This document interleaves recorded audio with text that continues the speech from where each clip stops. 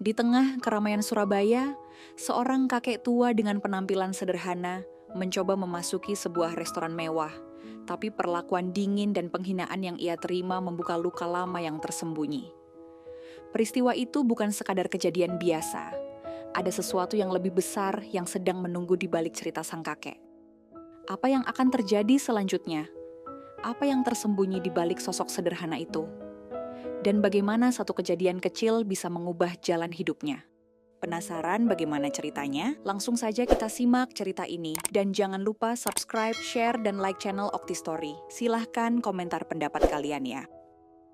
Senja turun perlahan di kota Surabaya. Udara sore itu terasa lembut. Angin laut dari arah utara membawa semilir sejuk yang menyusup ke sela-sela gedung tinggi dan jalanan sibuk.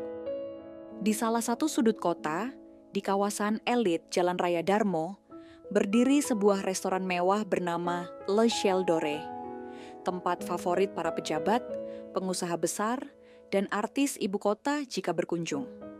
Di seberang jalan, seorang lelaki tua berdiri diam, namanya Kakek Jono. Umurnya sekitar 68 tahun. Wajahnya keras namun tenang, kulitnya coklat tua terbakar matahari, dan rambutnya hampir seluruhnya memutih. Ia mengenakan kaos pudar dan celana panjang lusuh. Tangannya yang kasar menunjukkan bahwa ia sudah lama bersahabat dengan kerja keras. Namun hari itu ada yang berbeda. Ia ingin masuk ke restoran mewah itu. Bukan karena lapar, tapi karena penasaran. Ia ingin tahu apakah makanan yang disajikan di tempat semewah itu benar-benar layak dihargai dengan harga yang bisa setara dengan sebulan penghasilannya. Sekali saja, supaya tahu, gumamnya pelan, menahan rasa gugup yang menggerayangi hatinya. Ia melangkah perlahan ke arah pintu masuk restoran. Suasana di dalam begitu megah. Lampu gantung kristal yang berkilauan. Meja-meja makan yang disusun rapi dengan taplak putih bersih. Pelayan dengan setelan hitam putih yang berjalan sigap. Dan pengunjung yang berpakaian bak model majalah. Namun, langkahnya terhenti di depan pintu oleh seorang satpam berbadan besar yang menatapnya dari atas ke bawah dengan ekspresi waspada. "Selamat sore, Pak. Boleh saya tahu, apakah sudah punya reservasi?" tanyanya dengan nada yang kaku. Kakek Jono menggeleng pelan. "Saya cuma mau makan. Bisa pesan di sini kan?" Seorang pelayan datang menghampiri, matanya menilai Kakek Jono dari ujung rambut sampai ujung kaki, dengan senyum tipis yang mengandung ejekan. "Mohon maaf, Pak. Restoran ini memiliki standar pakaian dan, ya, jenis tamu tertentu. Mungkin Bapak bisa mencari warung makan di sekitar sini yang lebih sesuai," ujarnya, tanpa berusaha menyembunyikan rasa rendah hati. Belum sempat Kakek Jono menjawab, seorang pelayan muda yang berdiri tak jauh dari mereka tertawa kecil sambil berbisik keras. "Wah, ada yang salah tempat kayaknya. Mikir ini dopot kali ya, bukan restoran bintang 5. Beberapa tamu yang mendengar mulai menoleh, tertawa kecil, ada yang menatap dengan jijik. Kakek Jono hanya diam, berdiri di sana seperti batu yang dihantam ombak. Tidak membalas, tidak marah. "Terima kasih," ucapnya singkat, lalu berbalik dan berjalan meninggalkan tempat itu dengan langkah pelan. Tertunduk namun penuh kehormatan. Langkah kaki Kakek Jono membawanya menuju sebuah gang kecil di daerah Wonokromo. Jalanan menjadi semakin sunyi, namun aroma khas warung makan sederhana mulai menyambutnya. Ia berhenti di depan warteg Bunarti, sebuah tempat yang sudah berdiri sejak dulu, penuh kenangan bagi dirinya. Warteg itu sederhana, tidak ada pendingin ruangan, hanya kipas angin yang berdesir pelan, meja dan kursi yang sudah usang, dan dinding yang dipenuhi foto-foto lama pelanggan setia. Dari dalamnya keluar aroma nasi hangat, tempe goreng, tahu, dan sambal ulek yang menggugah selera. "Pak Jono, loh, udah lama nggak kesini, ayo duduk," sapa Bunarti ramah, mengenal Kakek Jono sebagai pelanggan lama yang sering datang selepas kerja. "Nasi tempe, tahu, dan sambalnya yang pedes ya Bu," jawab Kakek Jono dengan senyum tipis yang mulai merekah.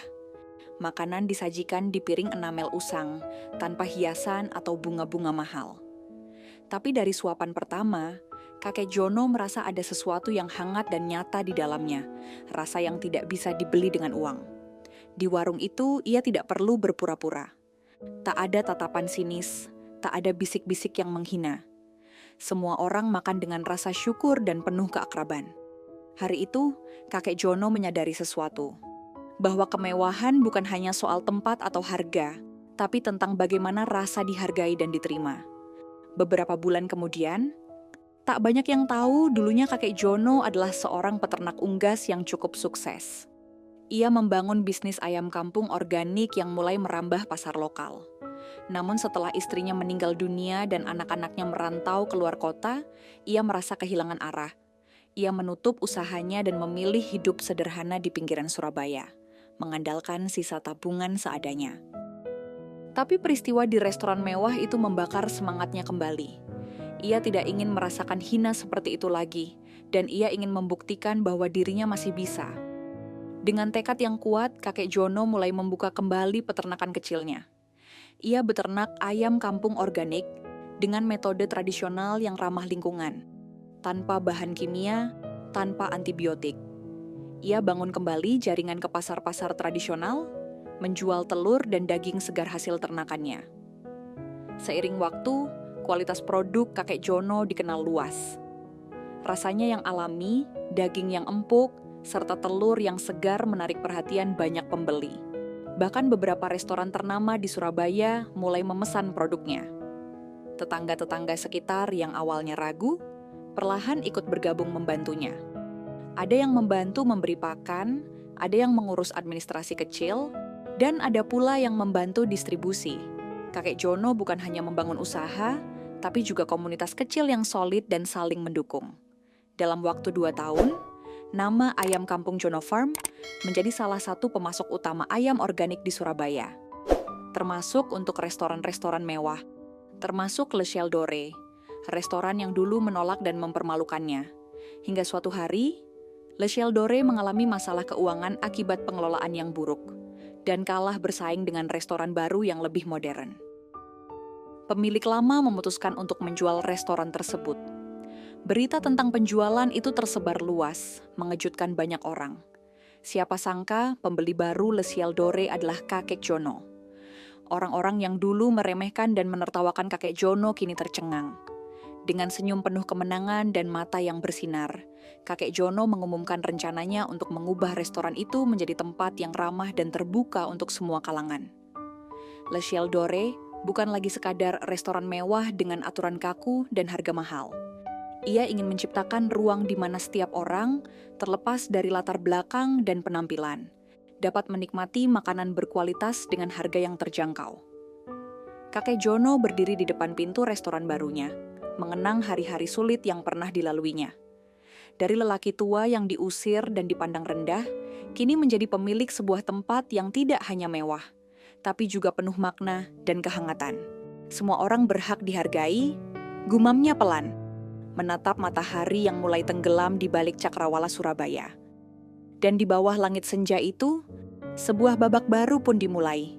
Hari itu, kakek Jono datang ke restoran yang dulu mengusirnya. Masih dengan pakaian sederhana. Satpam yang dulu menahannya langsung berdiri, kali ini gugup. Selamat sore Pak, mohon maaf dulu. Kakek Jono tersenyum, lalu berkata pelan. Saya bukan mau makan, saya pemilik barunya sekarang. Suasana mendadak hening. Beberapa pelayan lama yang masih bekerja di sana menunduk, malu. Tapi kakek Jono tidak marah. Ia tidak mengusir mereka. Ia hanya berkata, saya tidak beli restoran ini untuk balas dendam. Saya beli tempat ini supaya tidak ada lagi yang dipermalukan karena penampilannya. Nama restoran itu ia ganti menjadi Rasa dan Rasa. Tempat itu tetap menyajikan makanan berkualitas tinggi, tapi membuka pintu bagi siapa saja, dengan harga yang terjangkau dan suasana yang ramah. Di tembok utama restoran, terpampang sebuah kutipan sederhana. Semua manusia layak dihormati, bukan karena pakaian atau hartanya, tapi karena kemanusiaannya. Kakek Jono duduk di meja dekat jendela restoran, menyantap sepiring nasi, tempe, tahu, dan sambal pedas. Menu favoritnya sejak dulu. Di sekelilingnya, Orang-orang dari berbagai latar belakang duduk berdampingan, saling berbagi cerita dan senyum. Ia menatap langit senja Surabaya, lalu tersenyum. Ia tahu, ia sudah menang. Bukan karena ia punya restoran, tapi karena ia tidak kehilangan hati. Kisah Kakek Jono bukan sekadar cerita tentang seorang lelaki tua yang ingin makan di restoran mewah, tetapi merupakan gambaran nyata dari realitas sosial yang kerap terjadi di sekitar kita. Ia datang dengan niat sederhana, bukan untuk pamer atau menuntut hak istimewa, melainkan hanya ingin merasakan suasana dan cita rasa yang selama ini hanya bisa ia lihat dari kejauhan. Namun niat itu langsung dipatahkan oleh pandangan sinis dan perlakuan diskriminatif. Ia dihentikan, dihakimi dari ujung kepala hingga kaki, lalu dipermalukan seolah-olah keberadaannya adalah gangguan bagi estetika restoran. Tak ada yang bertanya siapa dia sebenarnya, apa tujuannya, atau kisah hidup yang ia bawa. Yang dilihat hanyalah kaos lusuh dan sepatu tua. Itulah ironi kehidupan modern, ketika manusia lebih peduli pada penampilan daripada pada esensi. Namun yang membuat kisah ini luar biasa bukanlah karena kegetiran yang dialami kakek Jono, melainkan bagaimana ia memilih untuk meresponsnya. Ia tidak menyimpan dendam, tidak melontarkan kata-kata amarah, dan tidak menjatuhkan siapapun. Ia memilih diam, lalu perlahan membangkitkan dirinya melalui cara yang paling berkelas, bekerja. Kakek Jono kembali ke dunia yang ia kuasai, beternak ayam kampung organik. Ia memulai dari nol tanpa modal besar, hanya bermodalkan kejujuran, ketekunan, dan reputasi baik. Hari demi hari ia jalani dengan kesabaran, dan tanpa ia sadari, usaha kecilnya mulai dikenal. Ia menjadi contoh bahwa kesuksesan tidak harus dibangun dari koneksi atau privilege, melainkan bisa tumbuh dari ketulusan dan ketekunan yang konsisten. Puncak ironi dan kemenangan moral terjadi ketika restoran yang dulu mengusirnya justru menjadi salah satu pembeli tetap dari ayam organiknya, sebelum akhirnya bangkrut dan dijual. Tanpa niat membalas atau menyombongkan diri, kakek Jono membeli restoran itu. Ia ubah total menjadi tempat yang bukan hanya mewah secara tampilan, tetapi juga hangat secara nilai. Ia memberi nama baru, rasa dan rasa. Karena bagi kakek Jono, makanan bukan hanya soal rasa di lidah, tetapi juga rasa di hati, rasa hormat, rasa kepedulian, dan rasa kemanusiaan. Ia menghapus perbedaan status sosial di ruang makan itu. Siapapun boleh datang, mengenakan apapun, dari latar apapun, dan akan tetap dilayani dengan penuh hormat. Tak ada lagi tatapan sinis, tak ada lagi diskriminasi. Tempat itu menjadi simbol rekonsiliasi antara rasa lapar dan rasa saling menghargai. Dari sinilah kita bisa mengambil pelajaran hidup yang mendalam. Kakek Jono membuktikan bahwa balas dendam terbaik bukanlah dengan menjatuhkan orang yang pernah menyakiti, melainkan dengan menjadi lebih baik dan memaafkan. Dunia tidak butuh lebih banyak kebencian, tapi lebih banyak orang yang mau memilih memutus rantai keburukan dengan kebaikan.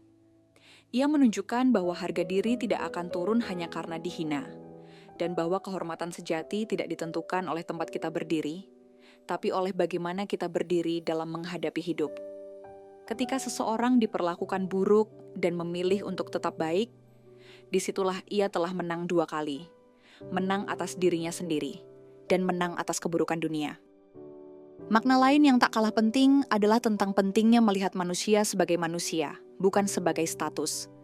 Dunia hari ini terlalu sibuk membedakan, menilai, dan membandingkan, sampai lupa bahwa di balik setiap wajah ada cerita, perjuangan, dan luka yang tidak terlihat. Apa jadinya jika kita semua meniru sikap pelayan dan satpam restoran itu? Kita akan menciptakan dunia yang penuh kepalsuan, ketidakadilan, dan kesepian. Tapi jika kita memilih menjadi seperti kakek Jono, yang tidak menyimpan benci, yang tetap rendah hati dalam keberhasilan, dan yang menjadikan luka sebagai sumber cinta, maka dunia bisa menjadi tempat yang lebih ramah untuk dihuni. Tempat di mana orang tua tidak perlu merasa malu karena pakaiannya. Tempat di mana semua orang bisa duduk di meja yang sama tanpa takut dihakimi. Karena itu, saran dan pembelajaran dari kisah ini sangat jelas. Berhentilah menilai seseorang dari tampilan luar, Bukalah hati untuk mendengar dan memahami, bukan untuk menghakimi. Dalam hidup, kita tidak pernah tahu siapa yang akan menjadi penolong kita kelak, siapa yang akan menginspirasi kita, atau siapa yang diam-diam sedang memperhatikan cara kita memperlakukan orang lain. Jadilah manusia yang bisa menghargai manusia, tanpa syarat dan tanpa batas. Seperti kakek Jono, jadilah pribadi yang kuat bukan karena mampu menjatuhkan, tapi karena mampu mengangkat. Jadilah pribadi yang rendah hati, bahkan ketika punya kuasa untuk membalas. Karena sesungguhnya, di sanalah letak kemuliaan sejati manusia.